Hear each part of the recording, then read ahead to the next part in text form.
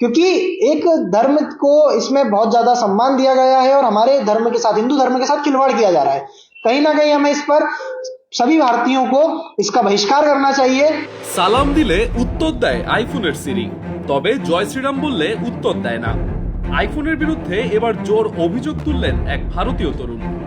শুধু তাই নয়, সে বিষয়ে তিনি করেছেন সংবাদ সম্মেলনও।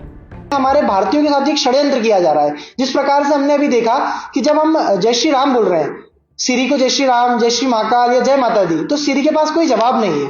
लेकिन जब हम सिरी को जय श्री अस्सलाम वालेकुम बोलते हैं, तो सिरी के पास अस्सलाम वालेकुम एक जवाब डेटा उसमें फीड है। इसको हम इस प्रकार से देख सकते हैं कि करोड़ों भारतीयों के साथ एक षड्यंत्र है, जिहादी मानसिकता ये दर्शाती है। हमारा डेटा भी सिक्योर नहीं है, इस बात का भी ये प्रमाण है। এমন ঘটনা ঘটেছে ভারতের মধ্যপ্রদেশে। এবিপির খবরে জানা যায় ওই তরুণের নাম উজ্জাইন। তার দাবি অ্যাপেলের আইফোন মূলত হিন্দু বিদ্বেষী। কারণ হিসাবে তিনি বলেন, আসসালামু আলাইকুম বললে ওয়ালাইকুম আসসালাম বলে উত্তর দেয় আইফোনের ভার্চুয়াল অ্যাসিস্ট্যান্ট সিরি।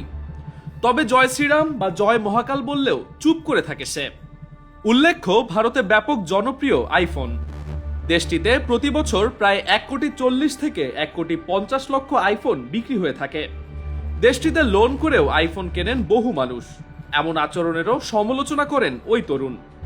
তার দাবি, হিন্দু সংস্কৃতির সাথে কোনো সম্পর্কই নেই আইফোনের, তবুও মানুষ এই ফোন কেনার জন্য পাগল।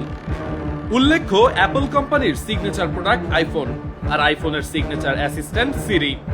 এআই প্রযুক্তি আসার আগে থেকেই এই সিরির মাধ্যমে ফোনের মধ্যেই ভার্চুয়াল অ্যাসিস্ট্যান্ট নিয়ে আসে কোম্পানিটি। নিত্যদিনের কাজ করার পাশাপাশি সিরি স্বাভাবিক মানুষের মতোই আলাপ করতে সক্ষম। সে কারণেই সালামের উত্তর কিংবা এ ধরনের সম্ভাষণেরও উত্তর দিতে পারে সে। নিউজ ডেস্ক, মানব জমিন।